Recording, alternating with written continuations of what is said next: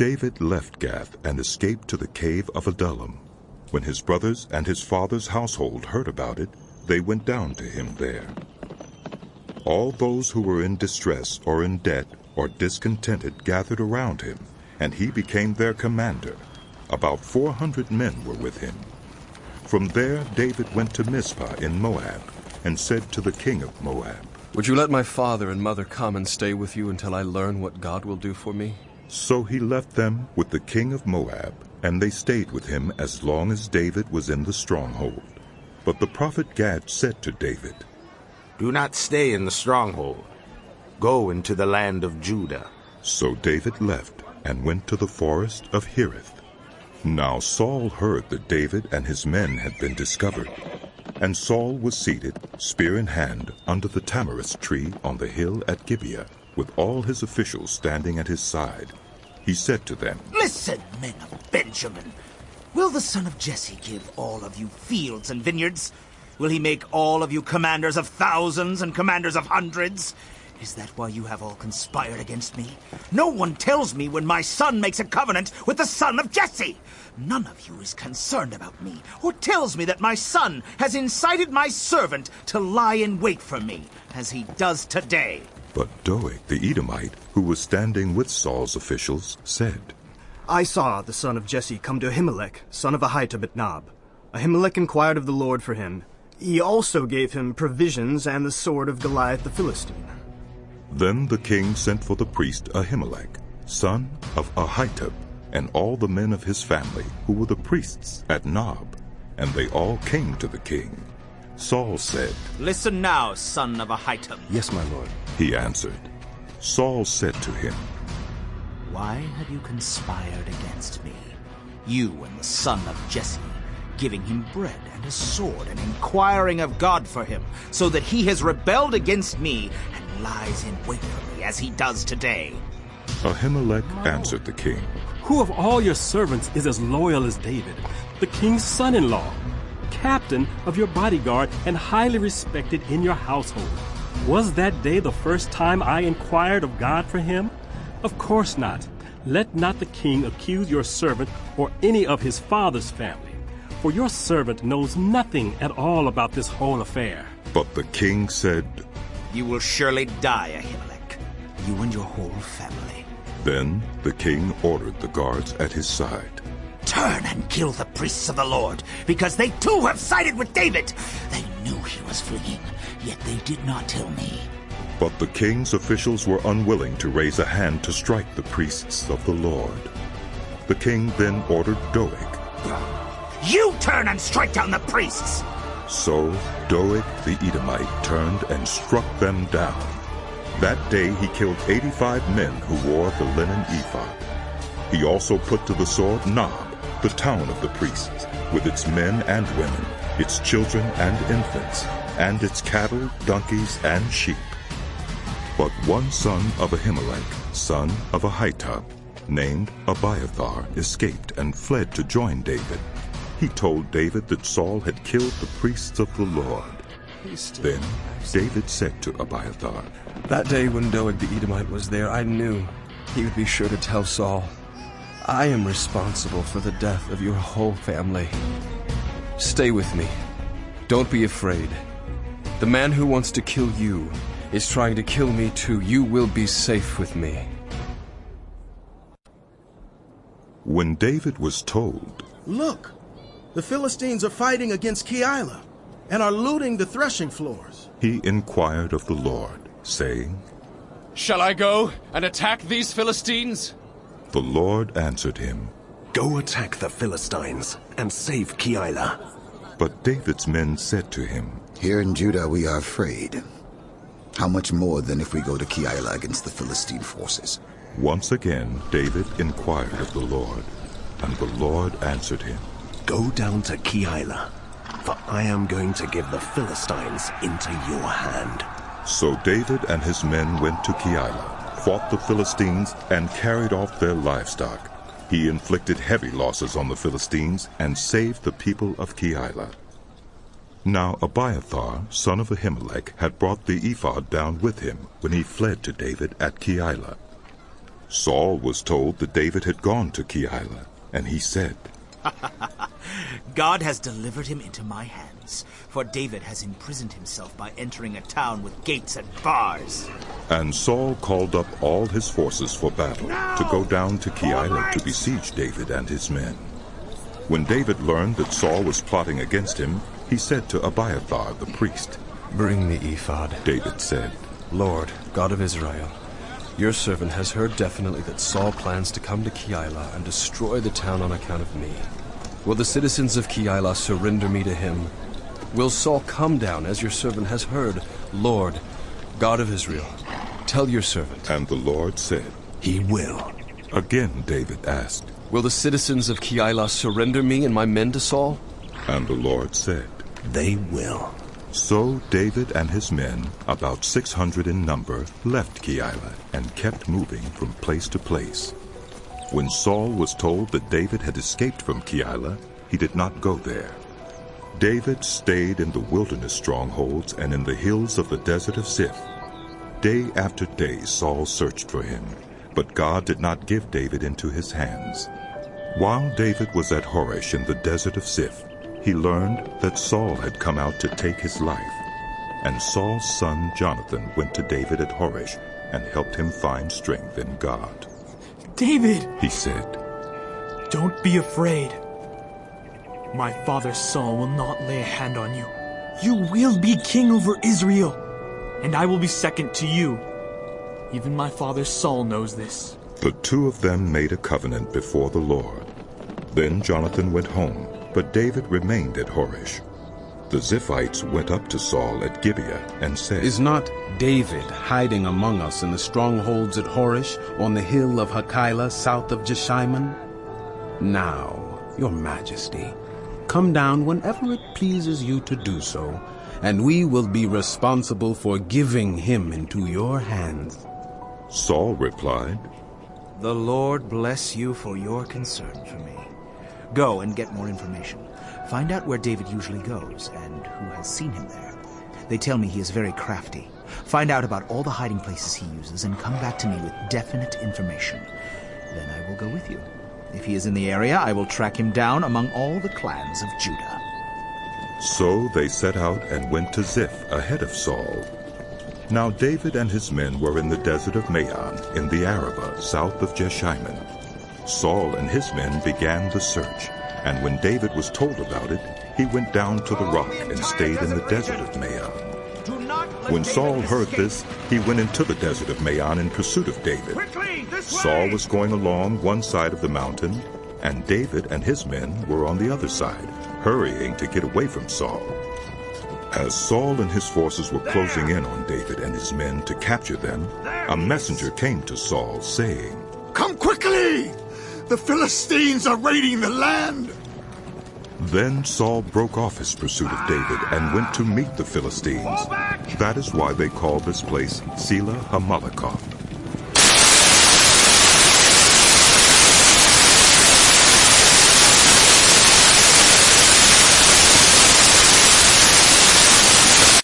After Saul returned from pursuing the Philistines, he was told, "David is in the desert of En-Gedi." So Saul took 3,000 able young men from all Israel and set out to look for David and his men near the crags of the wild goats. He came to the sheep pens along the way. A cave was there, and Saul went in to relieve himself. David and his men were far back in the cave.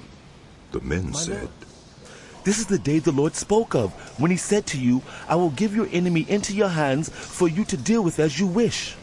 Then David crept up unnoticed and cut off a corner of Saul's robe. Afterward, David was conscience-stricken for having cut off a corner of his robe. He said to his men, "The Lord forbid that I should do such a thing to my master, the Lord's anointed, or lay my hand on him, for he is the anointed of the Lord." With these words, David sharply rebuked his men and did not allow them to attack Saul. And Saul left the cave and went his way. Then David went out of the cave and called out to Saul. "My lord the king!" When Saul looked behind him, David bowed down and prostrated himself with his face to the ground. he said to Saul, "Why do you listen when men say to you, 'David is bent on harming you'? This day you have seen with your own eyes how the Lord delivered you into my hands in the cave. Some urged me to kill you, but I spared you. I said, 'I will not lay my hand on my Lord, because he is the Lord's anointed.' See, my father, look at this piece of robe, your robe in my hand. I cut off the corner of your robe, but I did not kill you. See that there is nothing in my hand to indicate that I am guilty of wrongdoing or rebellion. I have not wronged you, but you are hunting me down to take my life. May the Lord judge between you and me, and may the Lord avenge the wrongs you have done to me, but my hand will not touch you. As the old saying goes, from evildoers come evil deeds, so my hand will not touch you. Against whom has the King of Israel come out? Whom are you pursuing, a dead dog? A flea? May the Lord be our judge and decide between us. May he consider my cause and uphold it. May he vindicate me by delivering me from your hand." When David finished saying this, Saul asked, "Is that your voice, David, my son?" And he wept aloud. "You are more righteous than I," he said. "You have treated me well, but I have treated you badly. You have just now told me about the good you did to me. The Lord delivered me into your hands, but you did not kill me. When a man finds his enemy, does he let him get away unharmed? May the Lord reward you well for the way you treated me today. I know that you will surely be king, and that the kingdom of Israel will be established in your hands. Now, swear to me by the Lord that you will not kill off my descendants or wipe out my name from my father's family." So David gave his oath to Saul. Then Saul returned home, but David and his men went up to the stronghold. Now Samuel died, and all Israel assembled and mourned for him, and they buried him at his home in Ramah. Then David moved down into the desert of Paran. A certain man in Maon, who had property there at Carmel, was very wealthy. He had 1,000 goats and 3,000 sheep, which he was shearing in Carmel. His name was Nabal, and his wife's name was Abigail. She was an intelligent and beautiful woman, but her husband was surly and mean in his dealings. He was a Calebite. While David was in the wilderness, he heard that Nabal was shearing sheep. So he sent 10 young men and said to them, "Go up to Nabal at Carmel, and greet him in my name. Say to him, 'Long life to you, good health to you and your household, and good health to all that is yours. Now I hear that it is sheep shearing time. When your shepherds were with us, we did not mistreat them, and the whole time they were at Carmel, nothing of theirs was missing. Ask your own servants, and they will tell you. Therefore, be favorable toward my men, since we come at a festive time. Please, give your servants and your son David whatever you can find for them.'"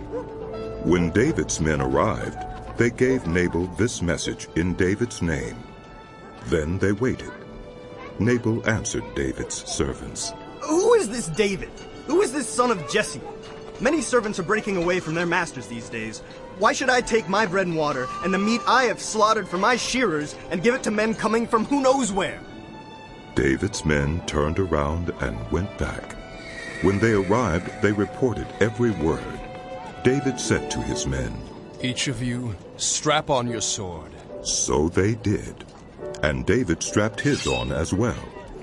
About 400 men went up with David, while 200 stayed with the supplies.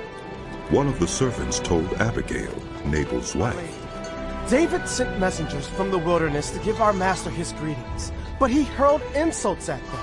Yet these men were very good to us. They did not mistreat us, and the whole time we were out in the fields near them, nothing was missing. Night and day they were a wall around us the whole time we were herding our sheep near them. Now think it over and see what you can do, because disaster is hanging over our master and his whole household. He is such a wicked man that no one can talk to him." Abigail acted quickly.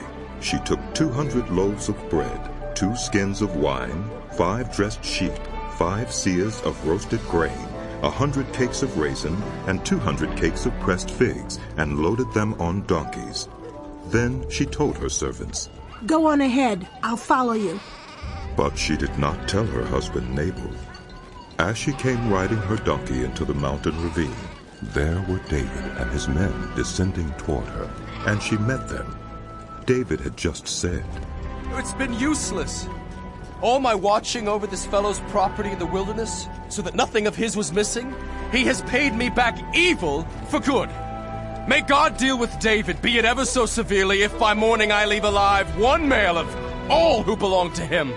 When Abigail saw David, she quickly got off her donkey and bowed down before David with her face to the ground. She fell at his feet and said, "Pardon your servant, my lord, and let me speak to you. Hear what your servant has to say.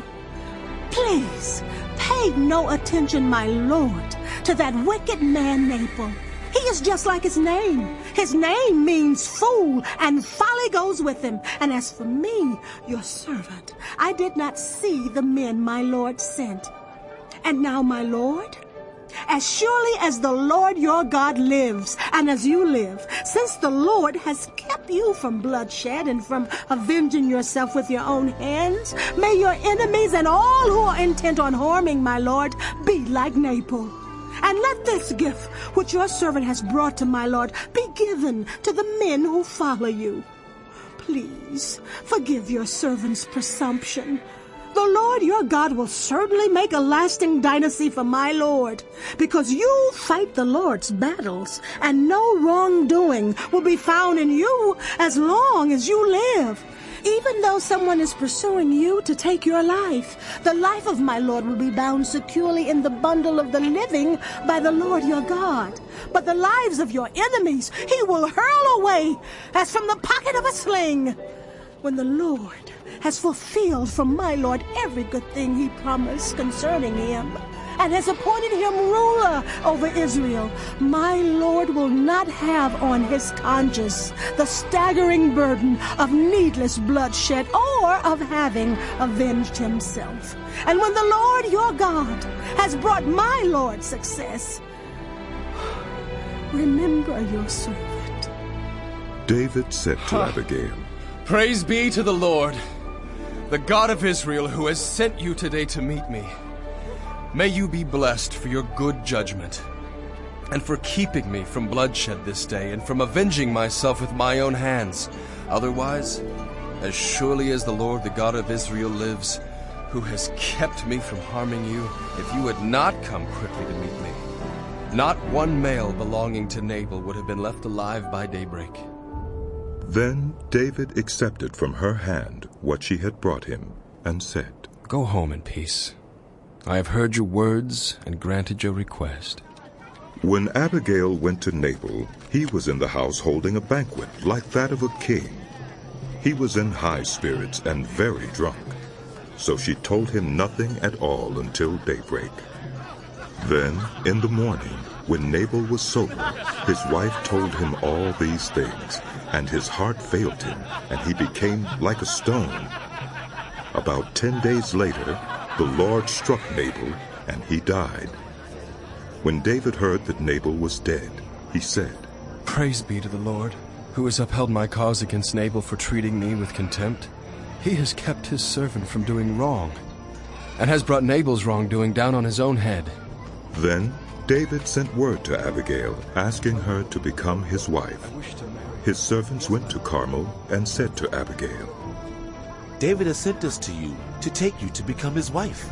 She bowed down with her face to the ground and said, "I am your servant, and am ready to serve you and wash the feet of my lord's servants."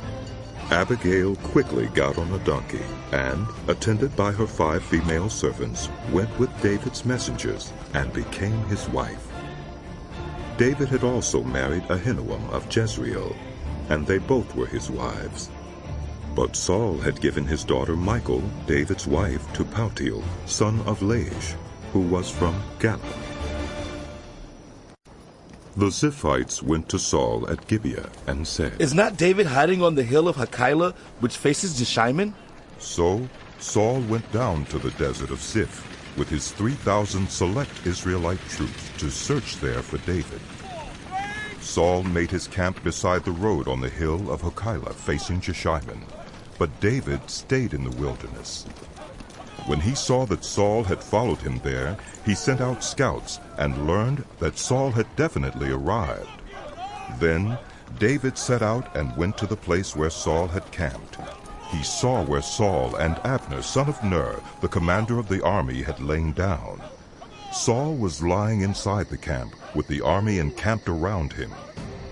David then asked Ahimelech the Hittite, and Abishai, son of Zeruiah, Joab's brother, "Who will go down into the camp with me to Saul?" "I'll go with you," said Abishai. So David and Abishai went to the army by night, and there was Saul, lying asleep inside the camp with his spear stuck in the ground near his head. Abner and the soldiers were lying around him. Abishai said to David, "Today God has delivered your enemy into your hands. Now let me pin him to the ground with one thrust of the spear. I won't strike him twice." But David said to Abishai, "Don't destroy him. Who can lay a hand on the Lord's anointed and be guiltless? As surely as the Lord lives," he said, "the Lord himself will strike him, or his time will come and he will die, or he will go into battle and perish. But the Lord forbid that I should lay a hand on the Lord's anointed. Now, get the spear and water jug that are near his head, and let's go." So David took the spear and water jug near Saul's head, and they left. No one saw or knew about it, nor did anyone wake up. They were all sleeping, because the Lord had put them into a deep sleep. Then David crossed over to the other side and stood on top of the hill some distance away. There was a wide space between them. He called out to the army and to Abner, son of Ner.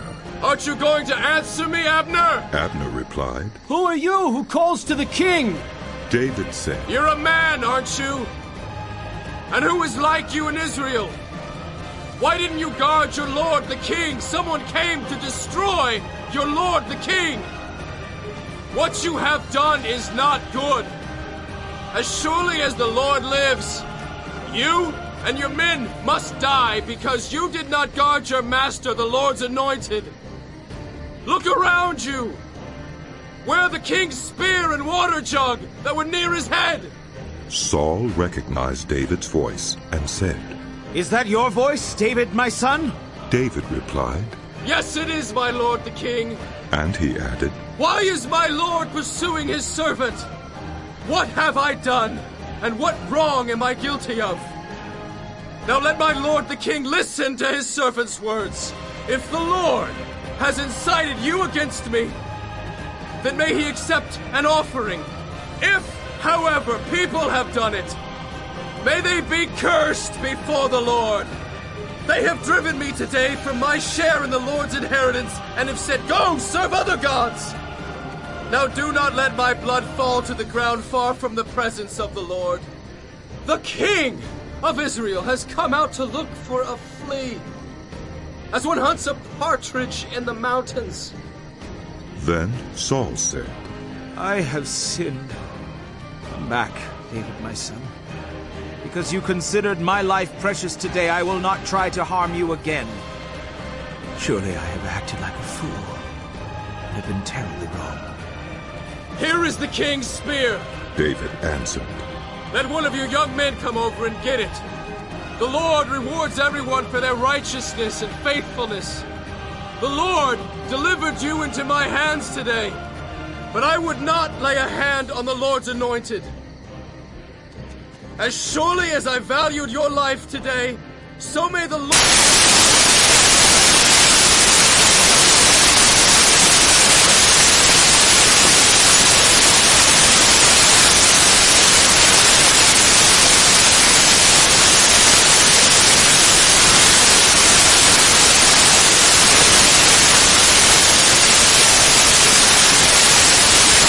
But David thought to himself, "One of these days, I will be destroyed by the hand of Saul.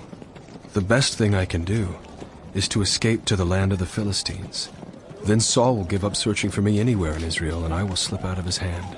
So David and the 600 men with him left and went over to Achish, son of Maoch, king of Gath. David and his men settled in Gath with Achish. Each man had his family with him, and David had his 2 wives, Ahinoam of Jezreel and Abigail of Carmel, the widow of Nabal. When Saul was told that David had fled to Gath, he no longer searched for him. Then David said to Achish, If I have found favor in your eyes, let a place be assigned to me in one of the country towns, that I may live there. Why should your servant live in the royal city with you? So on that day Achish gave him Ziklag, and it has belonged to the kings of Judah ever since. David lived in Philistine territory 1 year and 4 months. Now David and his men went up and raided the Geshurites, the Girzites, and the Amalekites. From ancient times these peoples had lived in the land extending to Shur and Egypt. Whenever David attacked an area, he did not leave a man or woman alive, but took sheep and cattle, donkeys and camels and clothes. Then he returned to Achish. When Achish asked, Where did you go raiding today? David would say, Against the Negev of Judah. Or, Against the Negev of Jerahmeel. Or, Against the Negev of the Kenites.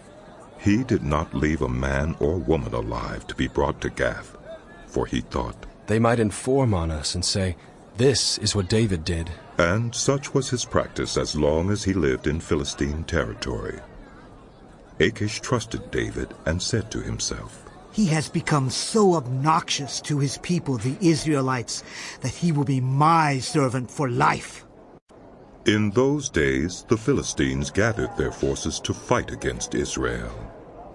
Achish said to David, You must understand that you and your men will accompany me in the army. David said, Then you will see for yourself what your servant can do. Achish replied, Very well. I will make you my bodyguard for life. Now Samuel was dead, and all Israel had mourned for him and buried him in his own town of Ramah. Saul had expelled the mediums and spiritists from the land. The Philistines assembled and came and set up camp at Shunem, while Saul gathered all Israel and set up camp at Gilboa. When Saul saw the Philistine army, he was afraid. Terror filled his heart. He inquired of the Lord, but the Lord did not answer him by dreams or Urim or prophets. Saul then said to his attendants, Find me a woman who is a medium so I may go and inquire of her. There is one in Endor, they said. So Saul disguised himself, putting on other clothes, and at night he and 2 men went to the woman. Consult a spirit for me, he said, and bring up for me the one I name. But the woman said to him, Surely you know what Saul has done. He's cut off the mediums and the spiritists from the land. Why have you set a trap for my life to bring about my death? Saul swore to her by the Lord, As surely as the Lord lives, you will not be punished for this. Then the woman asked, Whom shall I bring up for you? Bring up Samuel, he said. When the woman saw Samuel, she cried out at the top of her voice and said to Saul, Why have you deceived me? You are Saul. The king said to her, Don't be afraid. What do you see? The woman said, I see a ghostly figure coming up out of the earth. What does he look like? He asked. An old man. Yes. Wearing a robe is coming up. She said. Samuel. Then Saul knew it was Samuel, and he bowed down and prostrated himself with his face to the ground. Samuel said to Saul, Why have you disturbed me by bringing me up? I am in great distress, Saul said. The Philistines are fighting against me, and God has departed from me. He no longer answers me, either by prophets or by dreams. So I have called on you to tell me what to do. Samuel said, Why do you consult me now that the Lord has departed from you and become your enemy? The Lord has done what he predicted through me. The Lord has torn the kingdom out of your hands and given it to one of your neighbors. to David. Because you did not obey the Lord or carry out his fierce wrath against the Amalekites, the Lord has done this to you today. The Lord will deliver both Israel and you into the hands of the Philistines, and tomorrow you and your sons will be with me. The Lord will also give the army of Israel into the hands of the Philistines. Immediately Saul fell full length on the ground, filled with fear because of Samuel's words. His strength was gone, for he had eaten nothing all that day and all that night. When the woman came to Saul and saw that he was greatly shaken, she said, Your servant has obeyed you. I took my life in my hands and did what you told me to do. Now, please listen to your servant, and let me give you some food so you may eat and have the strength to go on your way. He refused and said, I will not eat. But his men joined the woman in urging him, and he listened to them. He got up from the ground and sat on the couch. The woman had a fattened calf at the house, which she butchered at once. She took some flour, kneaded it, and baked bread without yeast. Then she set it before Saul and his men, and they ate. That same night they got up and left. The Philistines gathered all their forces at Aphek, and Israel camped by the spring in Jezreel. As the Philistine rulers marched with their units of hundreds and thousands, David and his men were marching at the rear with Achish. The commanders of the Philistines asked, What about these Hebrews? Achish replied, Is this not David, who was an officer of Saul, king of Israel? He has already been with me for over a year. And from the day he left Saul until now, I have found no fault in him. But the Philistine commanders were angry with Achish and said, Send the man back, that he may return to the place you assigned him. He must not go with us into battle, or he will turn against us during the fighting.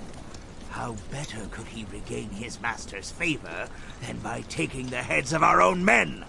Isn't this the David they sang about in their dances?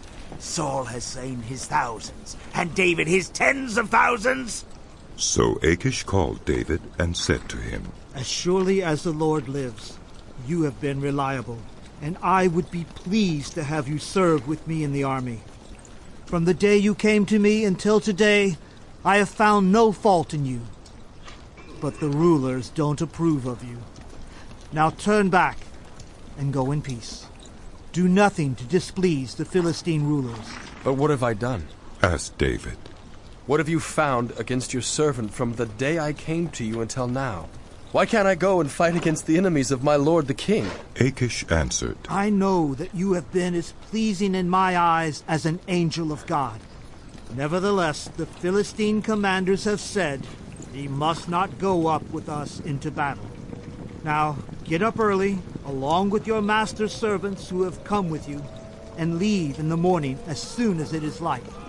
So David and his men got up early in the morning to go back to the land of the Philistines, and the Philistines went up to Jezreel. David and his men reached Ziklag on the third day. Now the Amalekites had raided the Negev and Ziklag. They had attacked Ziklag and burned it, and had taken captive the women and everyone else in it, both young and old. They killed none of them, but carried them off as they went on their way. When David and his men reached Ziklag, they found it destroyed by fire, and their wives and sons and daughters taken captive. So David and his men wept aloud until they had no strength left to weep. David's 2 wives had been captured, Ahinoam of Jezreel, and Abigail, the widow of Nabal of Carmel.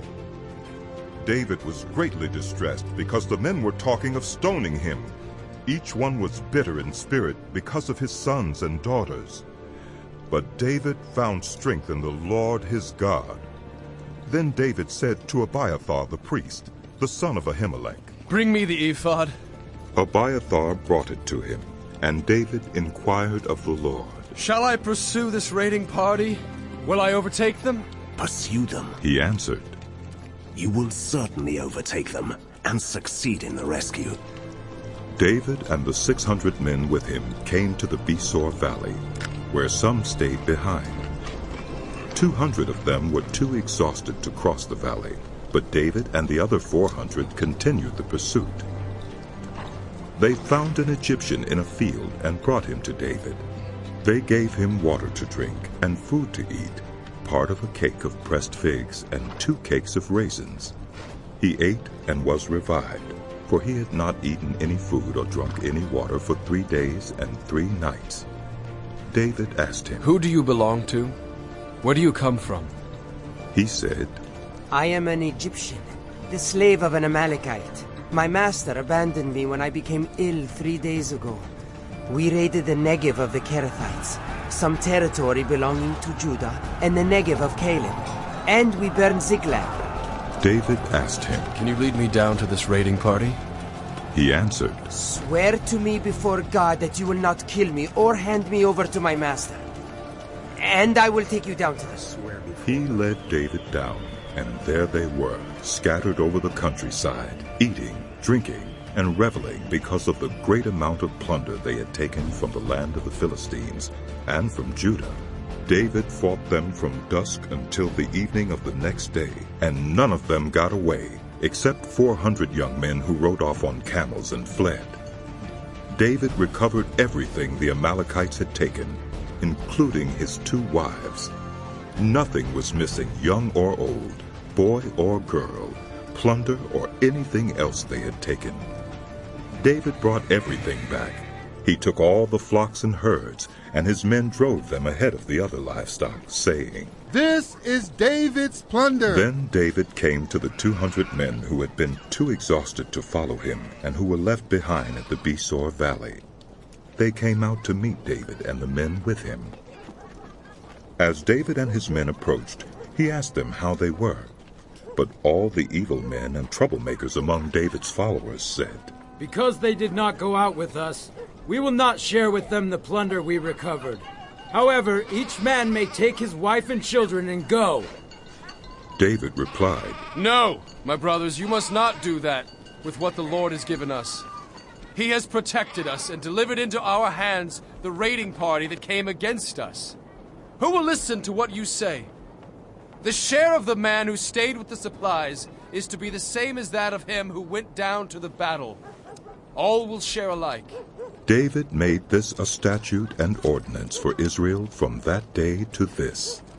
When David reached Ziklag, he sent some of the plunder to the elders of Judah, who were his friends, saying, Here is a gift for you from the plunder of the Lord's enemies. David sent it to those who were in Bethel, Ramoth Negev, and Jattir, to those in Aurora, Siphmoth, Eshtemoa, and Rachel, to those in the towns of the Jerahmeelites and the Kenites, to those in Hormah, Boration, Athak, and Hebron, and to those in all the other places where he and his men had roamed. Now the Philistines fought against Israel. The Israelites fled before them, and many fell dead on Mount Gilboa. The Philistines were in hot pursuit of Saul and his sons, and they killed his sons Jonathan, Abinadab, and Malchishua. The fighting grew fierce around Saul, and when the archers overtook him, they wounded him critically. Saul said to his armor-bearer, Draw your sword and run me through, or these uncircumcised fellows will come and run me through and abuse me.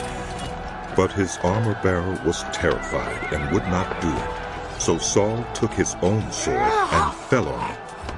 When the armor-bearer saw that Saul was dead, he too fell on his sword and died with him. So Saul and his 3 sons and his armor-bearer and all his men died together that same day. When the Israelites along the valley and those across the Jordan saw that the Israelite army had fled and that Saul and his sons had died, they abandoned their towns and fled, and the Philistines came and occupied them. The next day, when the Philistines came to strip the dead, they found Saul and his 3 sons fallen on Mount Gilboa. They cut off his head and stripped off his armor, And they sent messengers throughout the land of the Philistines to proclaim the news in the temple of their idols and among their people. They put his armor in the temple of the Ashtoreths and fastened his body to the wall of Bethshan. When the people of Jabesh-Gilead heard what the Philistines had done to Saul, all their valiant men marched through the night to Bethshan. They took down the bodies of Saul and his sons from the wall of Bethshan and went to Jabesh, where they burned them. Then they took their bones and buried them under a tamarisk tree at Jabesh, and they fasted 7 days.